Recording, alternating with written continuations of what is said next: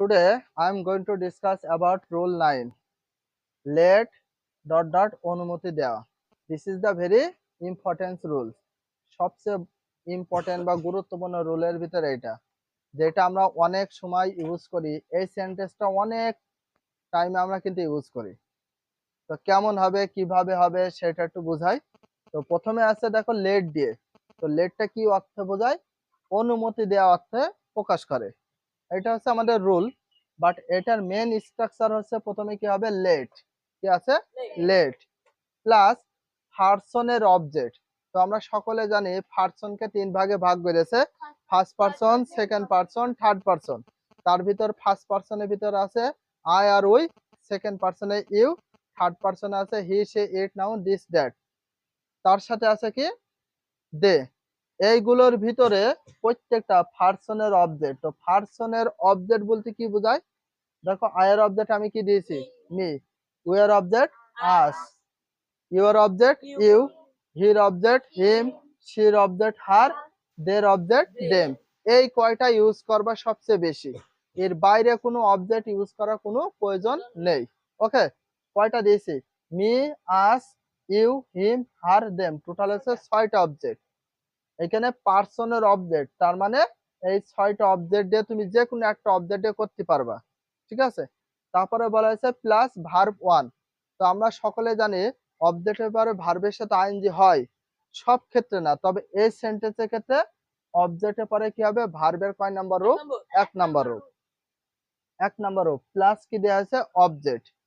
ভার্বের 1 নম্বরের পরে কি দেওয়া আছে? আবার একটা যদি অবজেক্ট, মানে যদি থাকে, ডিরেক্ট অবজেক্ট থাকতে পারে, ইনডিরেক্ট মানে ব্যক্তিবাচক বস্তুবাচক থাকতে পারে, দেন তার সাথে আবার এক্সটেনশন হিসাবে ইউজ করতে পারো। বাট এই সেন্টেন্সে সবচেয়ে বেশি ইউজ করা হয় এইভাবে, ভার্বের কয় নাম্বার রূপ?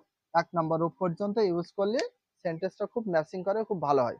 তবে যদি মনে চায় একটা ব্যক্তিবাচক কোনো অবজেক্ট ইউজ করব, তাও করতে পারবা, বা এক্সটেনশন হিসাবে অনেক কিছু ইউজ করতে পারবা, কোনো প্রবলেম নেই। লেট প্লাস পার্সনের অবজেক্ট প্লাস ভার্বের 1 প্লাস অবজেক্ট। তো ফর এক্সাম্পল বা এক্সারসাইজ কিছু দিয়েছি, একটু ভালো করে ফলো করো।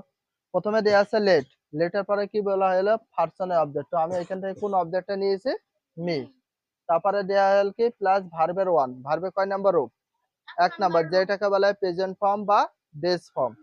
এই জন্য আমরা ফিনিশ, ফিনিশ মানে কি বলে দিন? শেষ করা। তাহলে দেখো লেট, আচ্ছা, মি মানে কি? আমাকে, আস মানে আমাদের, ইউ মানে তুমি বা তোমাকে বা তোমাদের, আর হিম মানে তাকে, হার মানে তার বা তাকে, দেম মানে তাদের, দেম মানে তাদের বা তাদেরকে। ওকে, এরকম অর্থ। তো দেখো লেট মি ফিনিশ, মি মানে আমাকে, তাই না? লেট মি ফিনিশ, ফিনিশ মানে কি? শেষ করা। আর তাহলে লেট মি ফিনিশ মানে আমাকে শেষ করতে দাও। যে মি মানে আমাকে, ফিনিশ মানে শেষ করতে। আর দেওয়া ইংলিশ কি বললাম? ওই যে অনুমতি দেওয়া আছে। তো লেট মি ফিনিশ, আমাকে শেষ করতে দাও। তাহলে এটা কি হবে? লেট হিম গো, হিম মানে তাকে, গো মানে যাওয়া বা যেতে দেওয়া। লেট হিম গো, তাকে যেতে দাও। অনুমতি দেওয়া হচ্ছে তো। এবার লেট মি রিড, আমাকে পড়তে দাও। লেট ডেম প্লে, ডেম মানে তাদেরকে, তাদেরকে খেলতে দাও। লেট আস রাইট, আমাদেরকে লিখতে দাও। একটা জিনিস মনে রাখবা, প্রথমে অর্থ করবা কোনটার?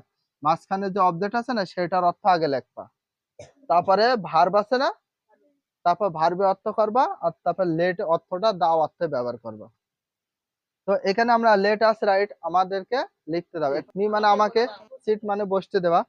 লেট মি সিট, আমাকে বসতে দাও। আমাকে দেখতে দাও, তাহলে কি হবে? Let me see. আমাকে কাজ করতে দাও, let me work.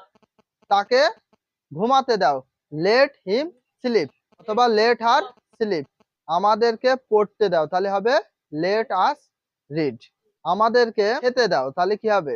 Let us ইট, আমাদেরকে খেতে দাও। যদি বলে আমাকে খেতে দাও, লেট মি ইট, আমাকে খেতে দাও। আমাকে ঘুমাতে দাও, লেট মি স্লিপ।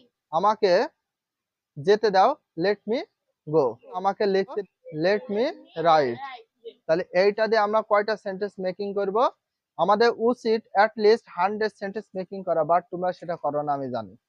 সেটা আমাকে দেখাবা এবং সেগুলো প্র্যাকটিস করবা, আর প্রত্যেকটার মিনিং করে লিখে রাখবা পাশে, তাতে তোমাদের